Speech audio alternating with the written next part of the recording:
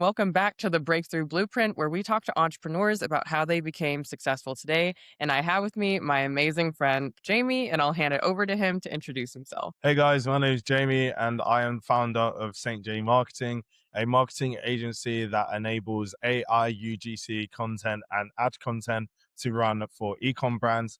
I also coach people as to how to become digital nomads so that they can leave their 9 to 5 and travel full time, similarly to how I did. Love that. How long have you been running your own business now? It's been like four years. Okay. And how did you make the switch from your 9 to 5 to your own business? Yeah, so when COVID-19 happened, I realized a opportunity where it's either A, you adapt, or B, you die. And the adaptation was from traditional brick and mortar businesses, not having websites, not being tech savvy, not having Instagrams. And then it was made apparent that all of the high street has shut down. So if you have e-com functionality, if you have an online business, if you have a social media where you've got an audience online, then you needing to shut down your stores doesn't affect your revenue. And it was just obvious. So I started contacting businesses saying, hey, I'm going to do your social media marketing for you. I'll make your website for you. I'll manage your social media for you. And I started doing that and I got basically just a lot of rejection. But I had worked in cold calling and in door to door sales. So I always knew that it's just a numbers game. And what I'm selling, mate, is better than sliced bread. You know, it's literally better than it's the internet, mate. And they don't know how to do the internet. Problem, solution. I'm going to be the solution to these businesses. I kept going and then I closed my first deal. And then once I closed my first deal, I closed another. And then once I closed another, I was like, okay, well, I don't need to work a job ever again. Why am I still in this country? Why am I still here? And then at the time, I wasn't planning on getting the injection. So I had to research like countries that would allow me in without Mm, having that procedure. And Mexico was the only country that was literally available on the map because they didn't test you and you didn't need it. So I just booked a flight there and yeah, that was the best decision that I ever made. I lived there for like 2 years straight. Fell in love with like Latin culture. Learned Spanish, met a whole bunch of other entrepreneurs, and really that just like mhm, it just because I did that when I was like 21 years old. So it's like mhm, all of the imposter syndrome that I could have had was just silenced because like I've just moved halfway across the world. I'm 21. You know, everyone else is still figuring out what they want to do with their life and I've mhm, already broken out of it. And then I just saw that as my opportunity to keep going and keep making content and just yeah, like I just yeah, everything in life is about consistency and mhm, mastery and you know the slight edge 1% better every single day. And one thing that is apparent that I'm sure that you can understand is that everyone starts things and stops them and starts things and stops them and starts things and stops them. But in our lives, the things that, for example, going to the gym consistently, with our businesses consistently, working on that skill that we've been working on consistently, you only see the results after 3 or 4 years anyway. So I'm glad that I was able to, because I genuinely love marketing. I genuinely love mhm, sales. I genuinely love content and virality and going viral. And I've been able to practice all of those skills consistently without caring about the outcome. And I think that's really what's allowed me to stay consistent with this. mhm, Because at the end of the day, is like it doesn't. It's a leveraged skill. It's a leveraged business model. Like all I need is one or two clients, and I'm good. You know, so it's like yeah, that always kept me going, knowing that I'm in a lane that I not only am I good at, not only do people need, but I really, really love doing it, and I can definitely be paid for it, which is my ikigai. Wow, I love that. That's so awesome that you were able to do all of this so young and like obviously COVID was a huge catalyst, but where did you get that work ethic and drive and like resilience from? Yeah, so that thank you. Like, it's interesting that you said that from like an outside perspective because like me looking into my life, I'm actually really lazy. You know, I need to be more productive. You know, I need to go to the gym more. I need to make more content. I need to make more ads. I need to make. I need to update my digital products. I need to update my service delivery, etc., etc. And like I'm constantly more, more, more, more, more. And then obviously like to the outside perspective, it's like, oh wow, like that's a decent work ethic. So I believe that fundamentally, again, like it's about understand like your ikigai.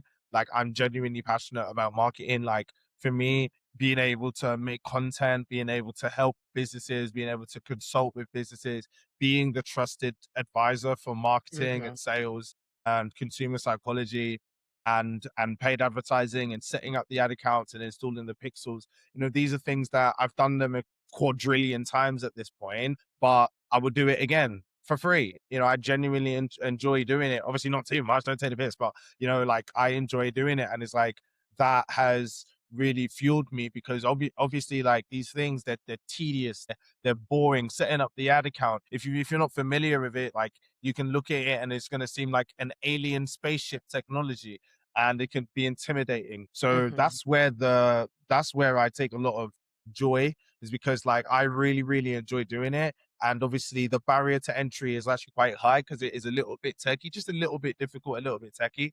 But it's like, Mhm.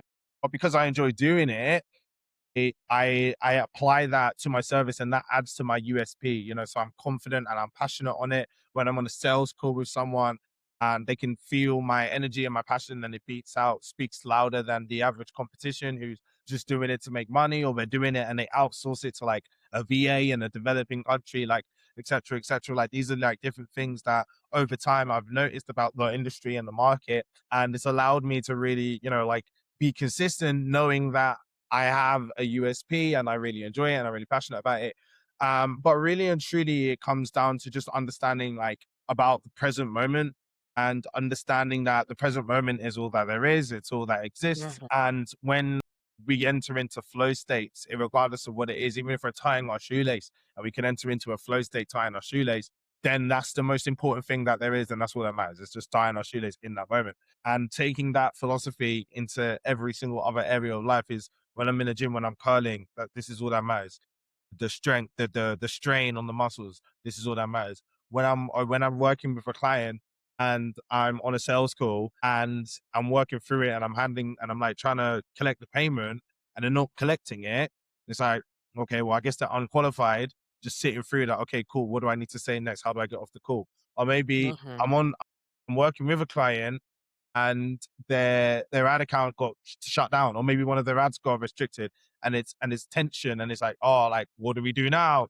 Present moment, this is all that matters. Working through that, every single one of those different things is Mhm. that this is the reality, and it's like, how do I stay like, consistent, motivated, and work ethic and resilience? Is realizing that this reality, this present moment that encompasses all of those moments that I just mentioned, this is it. This is life. This is what it is. It ain't getting much better than this. Well, it is. But having a mindset that this is everything that I could have ever have Mhm. wanted and more, you know, I'm in X country, I'm doing X thing, I'm being paid more than the average teacher or doctor. Like I get to have freedom. I don't have a boss. I tick the box of every single childhood bucket list of how I want my life to be. Mhm. And you know, it's I still have desires. I still have inadequacies and insecurities. And I wish my life was better and I wish I had this. But at the end of the day, I've got Wi Fi, I've got a house, I've got food in my belly, I've got liquid cash, I've got freedom. What else more could I want? So, yeah, like just getting gratitude for what I have and the skill set that I've developed, and understanding that the mindset that got me to this point is being present to the moment, and just knowing that at the end of the day, like everything will be added on to me.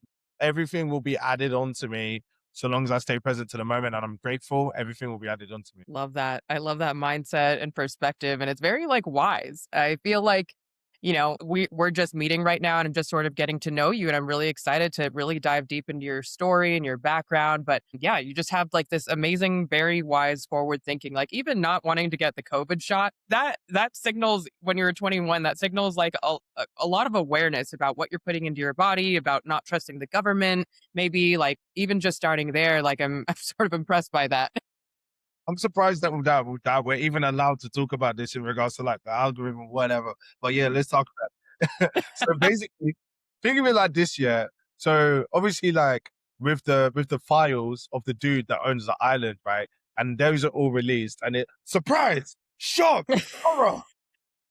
They were Mhm. doing what on the island? Oh, crap. Like who who was involved? All of these names that were rumored that were on the list before months and months and months ago, all of these celebrities, it turns out that there's actual evidence and email and a paper trail connecting all of these rich and billionaire people to this. It turns out that every single conspiracy theorist and every single paranoia, schizophrenics, toilet brain dump, brain fog, and what's the word?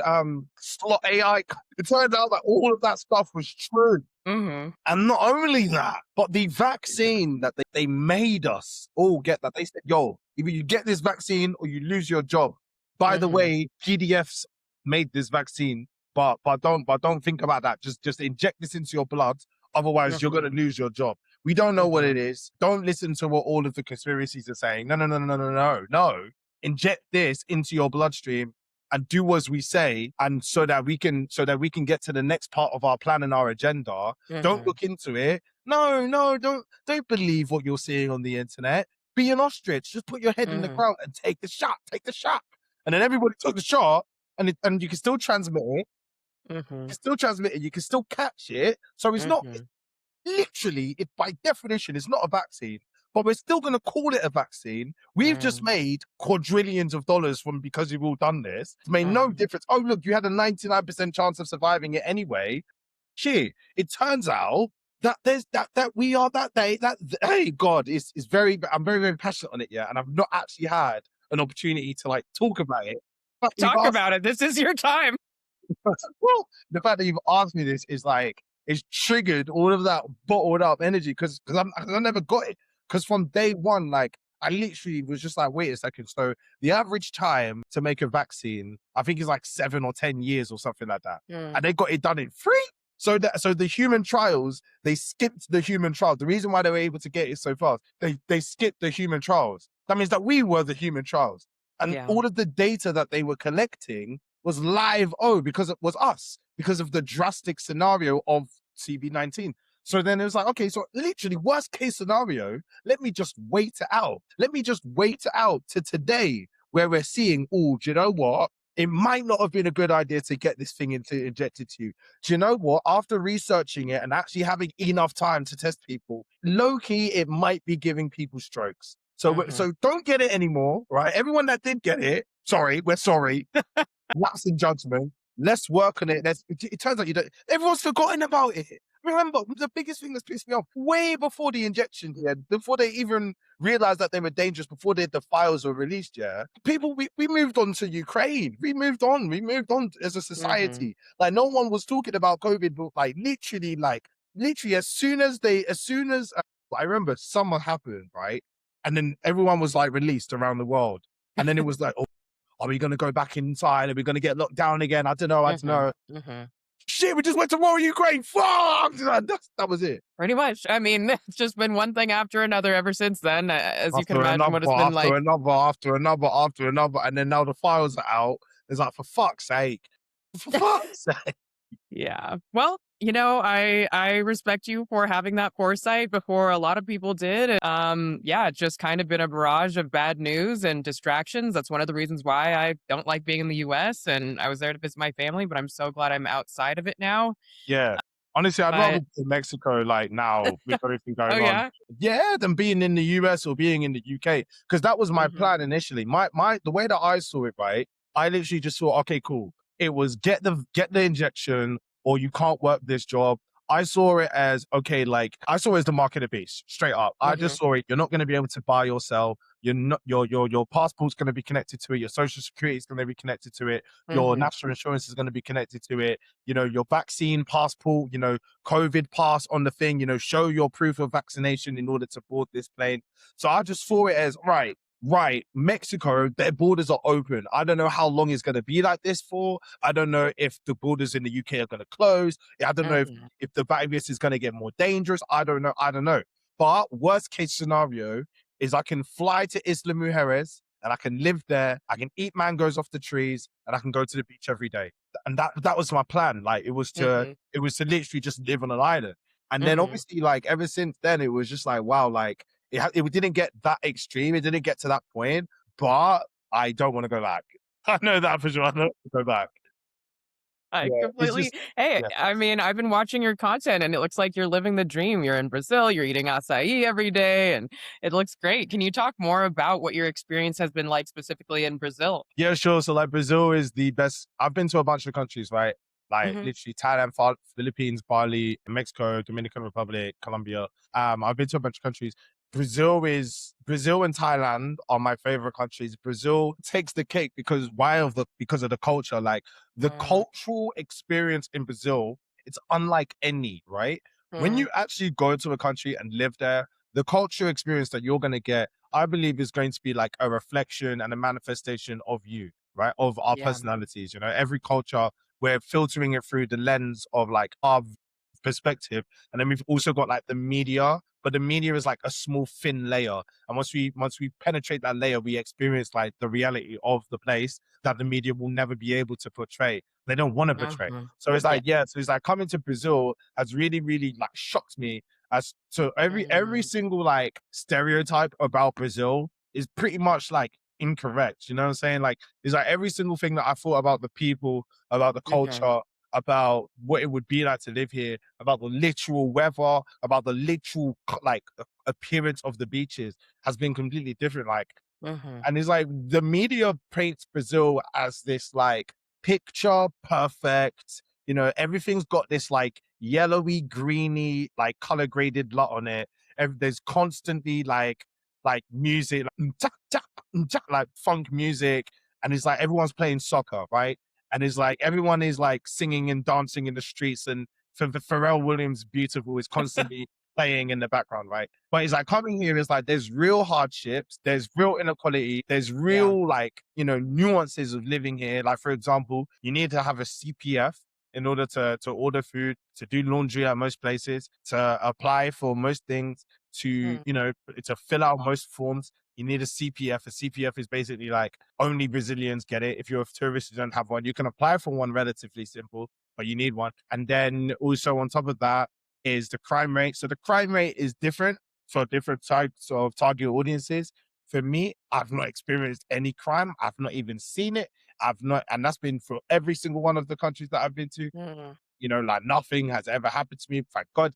However, at the same time, when I speak to other travelers that are, you know, mhm, fairer skinned, mhm, that the opposite gender, it happens to them all the time. So they need to be on the lookout. So it's like, okay, there's that. And then also is like as well interacting with them. So it's like I don't speak Portuguese. Well, I speak a tiny bit of Portuguese now. And it's like I speak Spanish. So speaking Spanish and like transitioning it over has mhm, been it's not been impossible. It's not been the easiest process communicating with people. They are with the Spanish foundation that I have, I've noticed that learning or picking up and remembering the Portuguese words that I'm hearing is easier because I have a foundation to like kind of just apply them onto like building blocks.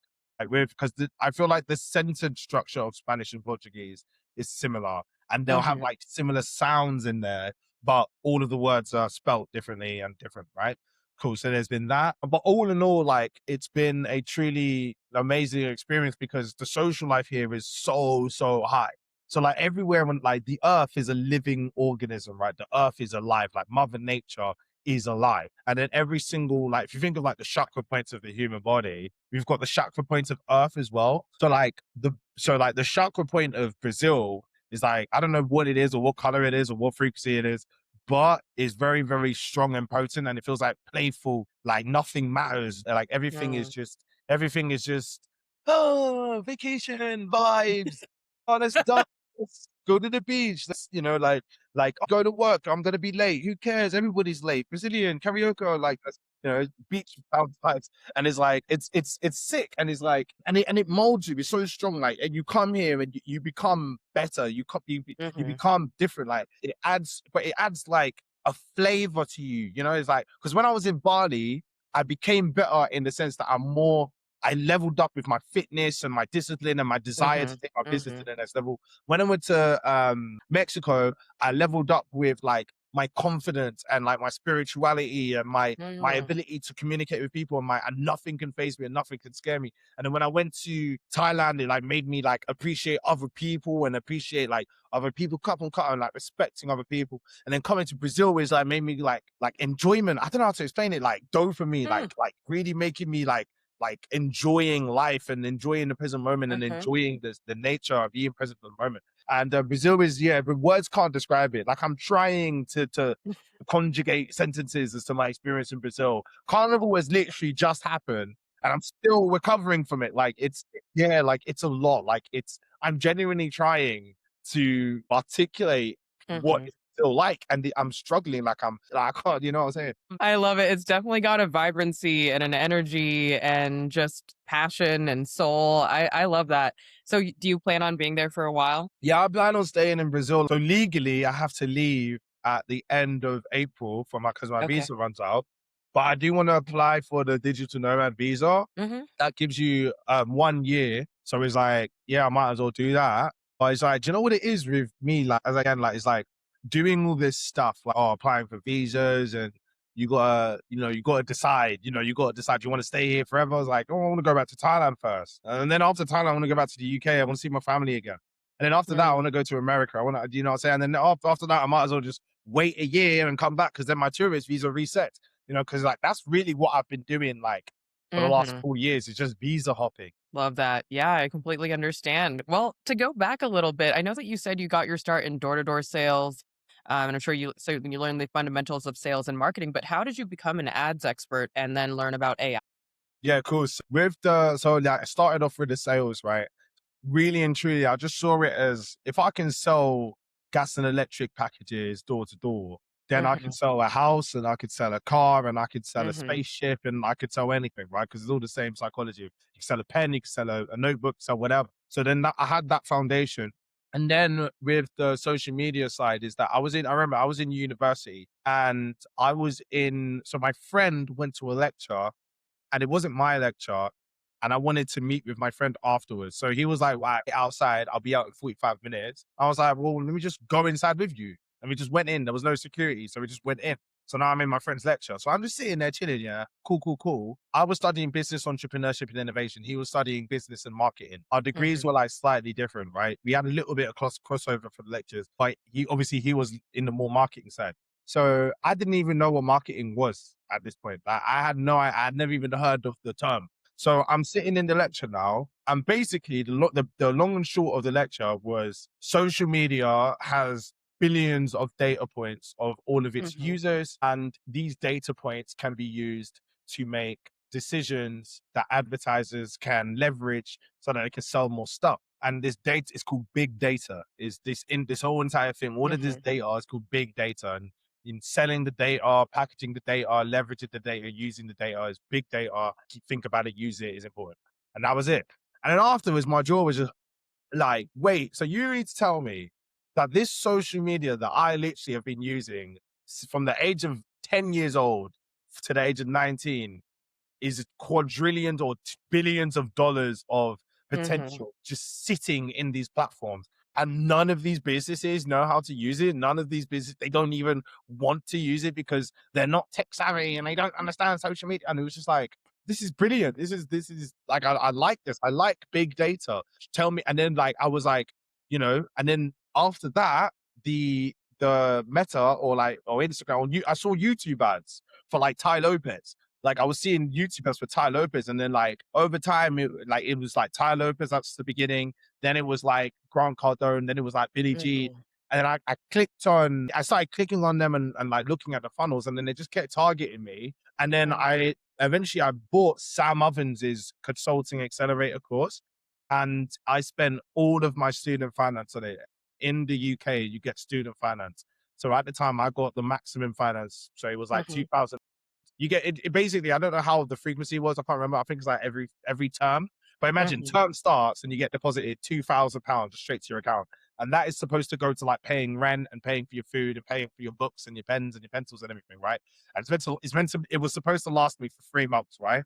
I just paid the entire thing on Sam Ovens' course because it was just that's just how my brain. That's how I understood reality. is that by me spending this money on this information, the value of that is going to manifest later. And Mhm. it has. So it's just like, yeah, I did that. And then it was a very difficult 3 months. I almost starved, but it was worth it. It was like, yeah, and it was like I've learned, and then that's what opened the doors to ads. That's what opened the doors Mhm. to managing clients, is consulting for them, helping them with Mm. marketing, helping them with all that stuff. So then it was just a case of, all right, now it's time to get clients. So the way that they taught you how to get clients was on Facebook groups. So going on Facebook, making content, replying to people, talking to people, reaching out to people, and basically just offering to work with them. Mm. And I did that, and I met people, and that was the proof, that was the evidence. So I'm doing that now, but it's very, very tedious. It's very, very long. It's very, very, everyone's broke, everyone's unqualified. But I'm learning nonetheless, because Yeah. I see this is the best thing since sliced bread, better than sliced bread. So I'm just learning, I'm learning, I'm being consistent. COVID-19 happens now, down, okay, like I need to make this my thing. That's when it was like, no, I'm not on the fence. I'm not one foot in, one foot out. It Mhm. was fully focused on, this is my thing. If someone says, Jamie, what do you do? I'm a marketing consultant. I've never worked Mm. with a client before. I've never worked with a business before. I've never made any money doing this, but I'm a marketing consultant. So yeah, anyway, fam, COVID-19 happened, and then an application called Clubhouse was on the market. Mhm. I just remember there was hype. My friend Valerie, she plugged me. She plugged me. She was like, Jamie, have you heard of Clubhouse? I was like, no, what's that? It's like, it's an app that everyone's on it. Everyone's hyping about it. All right. I tried to download it. It's like, oh, I need a code. And then she was like, yeah, it's invite only. You need a code. You need a specific code. She was like, let me try and get a code from my friend, and I'll come back to you. Fam, the next day she got me a code. I'm in. Woo! That app, yeah. Do you know what Clubhouse was? It was like, a live stream group event platform, right? Yeah, I literally, and haven't seen it everyone was on lately. it. Because it was lockdown, everyone was bored in their house on Clubhouse. And basically, think of it like this year: Ty Lopez was on it, Grant Cardone was on it, Elon Musk was on there for a bit, Mark Mm. Zuckerberg was on there for a bit, Kanye West was on there for a bit, all of these celebrities were on there for a bit. Everyone was on there for a bit. And then like all of these like entrepreneurial rooms Mhm. would prop up. And then I went into one of the entrepreneurial rooms, and it was literally just people just chatting on Clubhouse about marketing. And the concept of the room Mhm. was, our marketing experts join the audience and wait your turn, ask your question, and one of the marketing experts will answer your question, Mhm. and then rinse and repeat. Next person. So that happened, and then when I learned about how the room worked, I Mhm. was like, "Oh shit, get me on stage," And then I just went on stage. I had zero followers, zero anything. I had 200 followers Mhm. on Instagram. Went on stage. Now someone asks a marketing question, yeah, and I wasn't even supposed to answer this because I wasn't a moderator. I just answered it. I answered that marketing question, yeah, and the way that, fam, I answered that question that same day. I gained like 500 Clubhouse followers. I gained like, and then like 150 of them converted into Instagram followers from that one room, right? I literally even think it was that one question. It was the Clubhouse algorithm, like no algorithm that I've ever seen before in my life. It was like, what the fuck? My phone would slow down at all of the engagement that I would get just from talking on stage, and then from there, it was like a high. My heart was racing. It was like a high that, like, while I'm speaking, while I'm answering the question, Mhm. my phone is just. I'm like, but then I was like, I need to do that again. I need another one. I need to Mhm. do that again. And I did it again. Same shit happened. I did it again. Same shit happened. I did it again. Same shit happened. I did it again and again and again. And then next thing you know, now I've got like 20,000 followers on Clubhouse. I've got like 9,000 followers that I've converted onto Instagram. I'm making money. People are scheduling calls with me. People are booking Mhm. calls with me. I'm closing deals. I made like K in the first month. I made like 12K in the second month. I made like 7K in the third month. I'd never worked with a client before. And then like that was just a massive slap in the face. Like, yeah, like, and by the end of it, literally, I was addicted. I was on there every day, morning to night. I woke up, Clubhouse. I eat food, Clubhouse. It was locked down. So what did I do? I play PlayStation, Clubhouse, answering questions on Call of Duty, answering questions, just flow stating from day to end. I'd go into my bed, snuggle up, answering questions, answering questions. I'd pass out, fall asleep, wake up, unmute, keep answering questions. The room's still. I just, I was making money, and it was just like, oh my gosh, I'm making money doing what I love. This is work. Mhm. It's like I'm helping people. And then from there, it was just like, okay, I guess I got a personal brand now. I guess I got to keep, yeah, because literally once lockdown opened up, Mm, everyone stopped using Clubhouse. So then it yeah. was like, okay, well, I need more money, so I need to make content now, you know. So it's like, yeah, Mm, like, right, that's when I started like posting content consistently. But and then by that point, I had moved to Mexico because I mhm. made a Clubhouse. So yeah, I'm living in Mexico now, and then I just started posting random TikToks here and there. Hey, I live in Mexico at 19. Well, I'm 21. I live in Mexico. I'm a digital nomad, etc., etc. Wow. I love that. That is so awesome. It's crazy because I've talked to like, I don't know, I think I've done like 60 of these podcasts and not a single person has mentioned Clubhouse as their jumping off point. Clubhouse was my foundation. It was my catalyst. Mhm. Without Mhm. Clubhouse, I don't even know if I'd be here today. Big no, honestly, like Clubhouse was everything. Mhm. Listen, Paul and Rohan, thank you for that application. Right? They updated it and it's not what it used to be. But when it was Mm, what it was, woo, a lot of people mhm. were touched. A lot of lives were Yeah. changed. A lot of people were influenced. I've had some of the best conversations of my life from that application. It made me into a debater. It made me into Mm, confidence. It gave me listening skills. It gave me people skills. Now I know what it feels like to be cut off. So I know how to listen to people and wait for them mhm. to finish talking and then give my perspective. I know how now to have debates and have conversation and to learn about other people and debate properly and do so in a way that's engaging for an audience. Fam, that clubhouse Mhm. taught me a lot of stuff, you know. And obviously, yeah, like I was closing deals and it was just like imagine like I was just like a kid, you know, just in my room. And it's like someone asked this question, I answered it to the best of what I would just learn from the courses and from the YouTube videos and from the books and the research that I was doing. And it was right, you know. So when people say, "Oh, courses are a scam," and it's like, no, just silence. You can't even relate. You know, like you've Mhm. never invested in yourself. Mhm. Can't relate. You know, we're a different frequency. Yeah. No, that's exactly one thing that I talk to a lot of or most of the entrepreneurs is about investing in yourself, whether it's in sales coaching or a course like you that you signed up for or some sort of thing to help you get to that next level. But a lot of people are afraid to put money into themselves. They'll buy a Rolex, they'll spend money on something that isn't really going to make them more money in the future necessarily. But when it's like, oh, will you invest in mindset coaching, executive coaching to get to help you be a better leader and manage a team better. It's like, I don't know, 5K, 10K, that's a lot of money. Is it really going to pay off? Is it going to be worth it? But the one common thread with entrepreneurs and people who are actually successful are investing into yourself. And that's also what you eat, what your exercises, your time in the gym, what you feed your mind in terms of whether you're watching news or not. There's so many things, but I love that. That's awesome. Yeah, literally investing in yourself is the number one. For me, it's the number one. And like, it just makes sense. It just makes the most sense. Like, we are the best investment that we could ever make is in ourselves, you know, better than the S&P 500, better than Hmm. gold, better than a volatile meme coin. Invest in yourself Yeah. and you will see the dividends for the rest of your life. Mhm. Love that. Do you come from a family of entrepreneurs or like what was your upbringing like? Where did you grow up? So my family are Nigerian. I grew up in London, in Southeast Mhm. London in the UK. A just regular, like I don't want to say this in like a derogatory or mean way, but they're NPCs, right? So and I was about to become an NPC, just get a job, go to work whenever. Yeah. My parents, they weren't. It's not like they had. Basically, long story short, yeah, I used to ask my parents for money, and the only thing that they could afford to give me was like £5 every other week if I was lucky. Mhm. So it's Mhm. like that is where we're at, and it's like they come from a perspective like money doesn't grow on trees. Every 50p, anything more than £1, save it, hold on Yeah. to it. If I ask my parents for money, Mom, can I have £5 or can I have X amount of money so that I can purchase this specific thing? What about the £20 I gave you 3 years ago?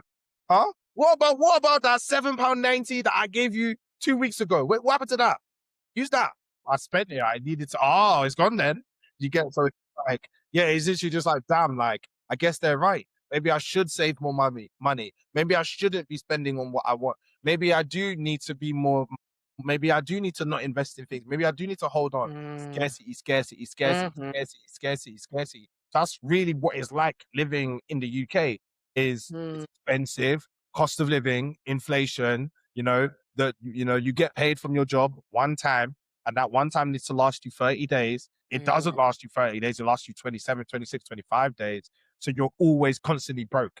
You're mhm, always constantly broke, always constantly broke, always constantly broke. And it's like getting out of that, getting the exit velocity that you need to break out of that, it's easy, but because of the scarcity mindset, you think that it's hard. So you're there trying to survive, yeah, trying to make it work, trying to make it last. But what happens wherever you go, there you are, and you just end up your habits just end up repeating the same thing that you've repeated.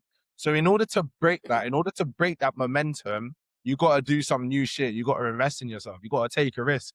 You got to rip the band-aid off. You got to catapult yourself in the deep end and make it mhm. work. Burn the boats. If Yes. like for me, it was like if it works, okay, I'm out of the because I was suicidal. It's like if it works, right, I'm not suicidal anymore. If it doesn't work, shit.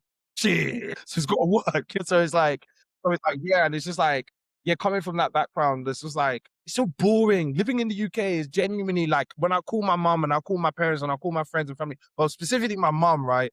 And I speak to her and she's like, yeah, like, my feet hurt from standing at work. I'm paycheck to paycheck. I can't afford this, can't afford that.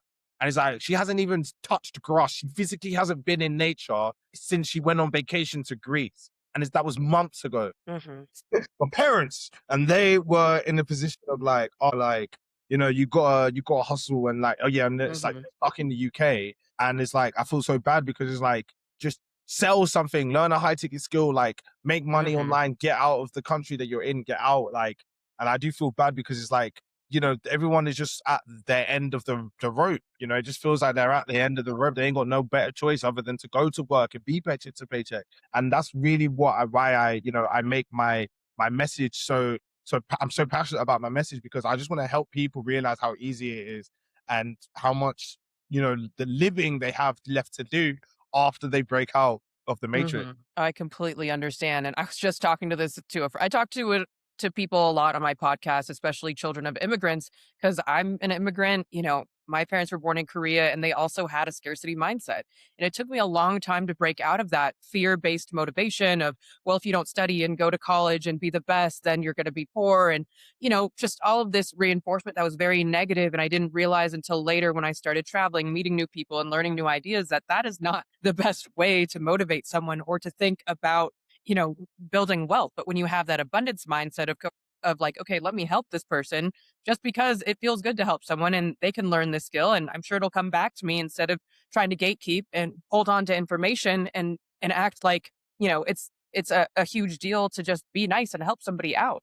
But just those little mindset shifts are in combination with everything else that you described, investing in yourself, like, being present, being persistent and consistent and determined, like all of those things combined can lead to, a lifetime of freedom and a lifestyle that, of travel that you've been able to live. And just to wrap things up, I know we're getting short on time, but I do want to talk a little bit more about ads because I'm not an ads expert, but can you talk more about like, what I hear about the algorithm changing and everything changing within ads? How has that affected your business or does it really affect your ability to serve your clients? Yeah, got you. So with paid advertising, right, I see it like this, yeah, is that if you're not running ads right now, if you did run ads, you're going to get a lot more of what you're getting right now. So it's like if you're Mhm, getting nothing, you're going to get a lot more of nothing.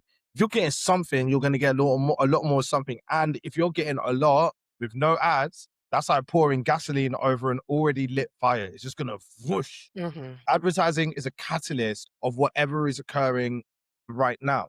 So with that being said, it's like, all right, so how do you start running ads? Well, you post content, if you're not running ads, you have to be making money somehow, whether it's content or referrals, but it's probably mhm, content. People are probably seeing you organically. People are probably tuning in. You've probably got an audience, probably building an audience. If you literally just organize all of your posts that you've ever posted by the most engagement through to the least engagement, and you just take the top three that have had the most engagement, and you run mhm. those as an ad for $10 a day, you'll never go back. You will see immediately. Oh, this is how advertising works. Wow. Okay, never gonna go back. You let that run for $10 a day for Mhm. whatever objective. and you will be flabbergasted at how much business that those 3 hours will generate you with just $10 a day. Imagine if Mhm. you double it. Imagine if you triple it. Imagine if you Mhm. quadruple it. Imagine if you strategically funnel people to a destination that allows Mhm. them to all be in one place. That's for a high ticket offer. And you have a Mhm. sales process in place that is able to collect payments from them consistently. And now you can identify the conversion rate of each step in the funnel. And then you can identify where the bottlenecks are. Maybe your content's really good, but maybe your landing page, the conversion rate of your landing page isn't as good. Maybe your content's really good, your landing page is really good, but maybe your sales process and your sales and closing ability isn't that good. Maybe your sales is really, really good. Maybe your landing page is really good, but your ads aren't that. So you want to identify the bottleneck and then fix it and then rinse and repeat, right? So there's that. Now, in regards to the updates and the changes that are occurring with ads, long story short, right, is two things, right? Number one, it's getting harder to track people and it's getting harder to track where sales are coming from. But Mhm. really that is a problem because it's like there's two problems. There's I don't know where my sales are coming from and I'm not getting any sales.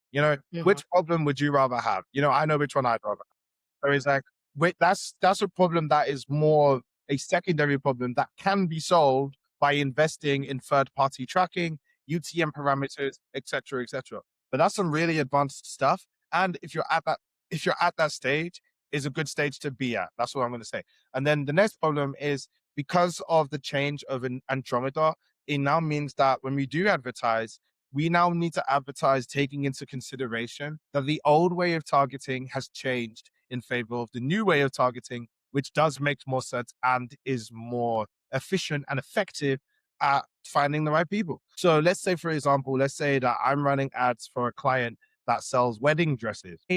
Before the update, all I needed to do was make an ad, and let's say it's a wedding dress, right? 50 how the price of the wedding dress that is a wedding dress, right? Order your wedding dress today, bespoke custom wedding dresses, click here, right?